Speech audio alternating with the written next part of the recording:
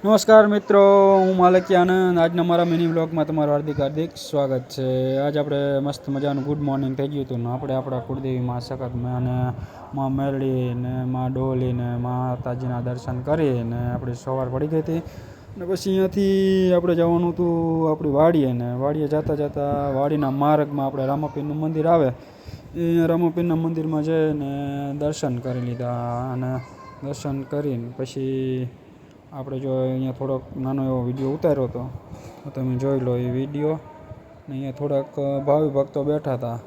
પછી અંદર જઈને પાઠ પૂરો તો એ પાઠના દર્શન કર્યા ને અહીંયાથી પછી આપણે જવાનું હતું. આપણી એક મોટર કાઢી હતી ને એ મોટરને આજ ઉતારવી તો પડે ને, કારણ કે વરસાદ તો થયો નથી ને વરસાદની રાહે થોડું બેન રહેવાનું હોય તો પછી આપણે તો આપણી મોટરને એક મસ્ત મજાની ચાદર ઓઢાડીને ઉપાડી હતી, કારણ કે મોટરને આવી ગયો તો તાવ આવી ગયેલી મોટરને ચાદર ઓઢાડીને જ લઈ જવી પડે, નકર તો એને ટાઈટ વહી જાય આપણને ટાઈટ વહી જાય.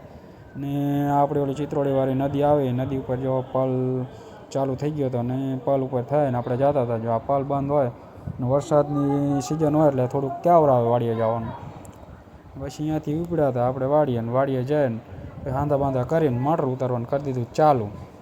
હવે મોટર ઉતારતા હતા. મોટર કે હવે ઉતારજો, જો ફાસ ઉતારીને હું જાય ને તો કે તમને લેતી જઈશ ને હારે તમને ડૂબાડ દે.